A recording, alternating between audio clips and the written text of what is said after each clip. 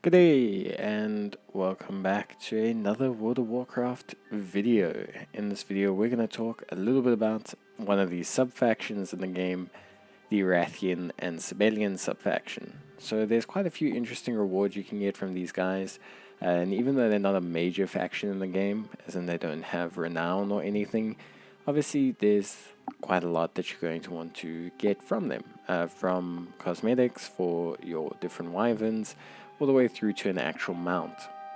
So firstly, unlocking them is pretty easy. You have to complete the storyline on your main character, which will naturally unlock them as you complete the Waking Shores. However, if you're on an alt character, you have to hit level 70, and then Kalan Dormu will appear, and you have the option to skip the introductory quests and basically be insta-teleported to them. This option won't be available unless you've already completed the Waking Shores main quest line. So either way, you should have them unlocked regardless. And if you haven't done the main quest line but are somehow level 70, then you're going to have to actually go and do it, unfortunately. Now, in terms of raising their reputation, it's pretty straightforward.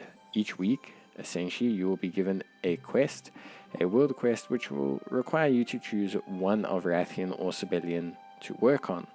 Now, you can gain reputation with both, so don't worry about this, and you can farm reputation with both quite easily. But the first one you choose for the week will basically give you additional reputation from the first key you hand in, causing the very first key that you hand in each week to give you quite a sizable amount of reputation.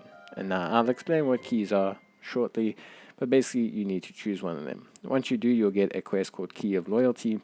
And this key essentially is made from fragments of the enemies that you face in the Obsidian Citadel area. So this kind of area on the map, whatever enemies you kill here will drop two different types of keys. The first being lesser key fragments, which you can find pretty much from any standard enemy or key framings. And then core key fragments, of which you will need 3 of. So you need 3 core key fragments and 30 key framings. And once you have those, you'll be able to basically create a greater key and hand it in. Not only that, but each week you will have quests that are available from both of the consorts around Sabellian and from around Wrathion. And these weekly quests will give you reputation with each of them individually. So even if you're not specifically working or haven't chosen Wrathion as your main dragon homie for the week, you still will get reputation from doing those quests. So pick up all of them if you're looking to level both of them at the same time. As you can see here, all these quests are always available, and it's pretty straightforward. So obviously that's pretty cool. The ability to raise your reputation with both is obviously something that's pretty valuable. But not only that, you can also pick up some additional quests from the areas and the NPCs around the area, and these will give you reputation with both as well. So doing all of these world quests does help you kind of boost your reputation a lot. It's not a massive amount, but it is at least something. There are 6 reputation ranks with Wrathion and Sabellian: Acquaintance, Cohort, Ally, Fang, Friend, and True Friend. Honestly, it does not take that long to actually raise your reputation with either of them. I think it takes around 4 weekly hand-ins of the quests to basically be done with one of them. And you can actually do quite a lot of damage in 1 week because the quests or the keys are repeatable. So the first key that you hand in every week to your main person that you chose, Wrathion or Sabellian, will give you a huge amount of reputation. However, every subsequent key that you hand in will give you 250 reputation with the requisite person. If you want to farm both at the same time, you can hand them to the Forge Master that I just showed you, and you'll get 75 with both. But ideally, take the bigger gains and just hand them in separately. You can hand up to as many keys as you want every single week. There's really no limit on the amount of keys you can hand in. However, obviously, just kind of full premise, it is really, really boring a grind. Now, key fragments is super simple to do, and you can collect them while you complete the other weekly quests, and killing the rares around the area as well will also give you some decent reputation as well. If you see objectives nearby or rares that you can do, you can kill them, and you'll be able to get your hands on some pretty valuable rewards.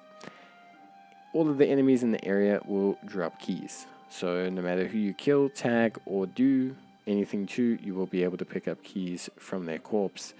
Now, an important thing to understand is obviously that there is some element of grinding to this, but there doesn't have to be. You can do the repeatable weekly quests quite easily, do the side weekly quests that you get given as well, and you'll get there in no time. However, if you do want to repeat handing keys, you can.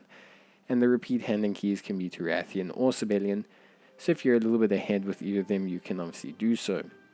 Killing rares in the area will give reputation with both of them as well, which is obviously something really cool. The special events around the area will give you some pretty cool kind of rewards and just help you obviously grind up and raise your reputation rank.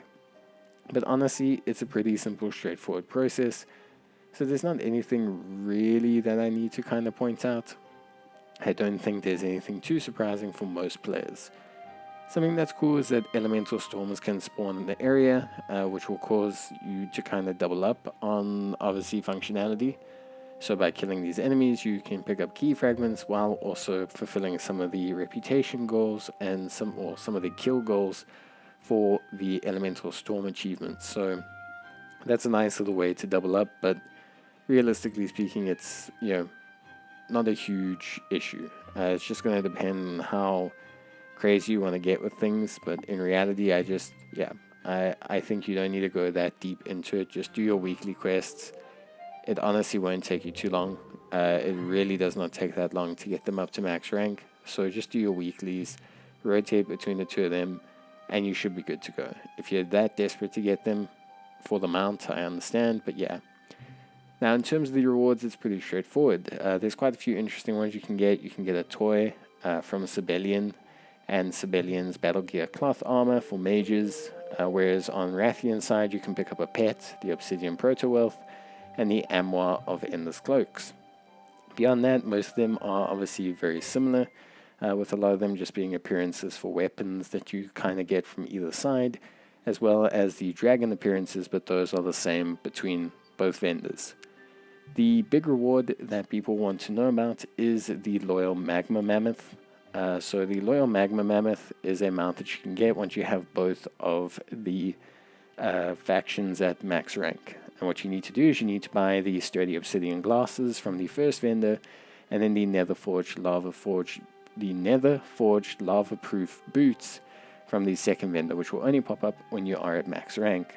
Okay, once you've done that, you can trade these two items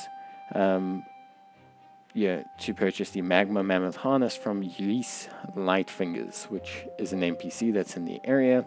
And once you have this harness, you basically just need to go find a petty theft mammoth, which is in the Burning Ascent area, and you just need to climb on one of them and use the harness. I know maybe you're looking for a better explanation than that, but I'll maybe try and make it short, but it's very simple. Basically get the two items, trade them into Reese Lightfingers, or Reese Lightfingers, and you can find one of the mammoths that you can tame nearby. They're called a tame magma mammoth. You should be able to find them, and you can ride them, and once you ride them, activate the harness, and then they will be added to your collection. And that's that. Just requires you to have full rank with both of them. It's actually a pretty cool, pretty easy mount to farm. So yeah, if you're someone who's super into it, I highly suggest you get it. But other than that, that's basically it from me. There's not really too much else to talk about. They're a pretty cool little faction, nice little sub-faction, cool reward of a little secret mount as well.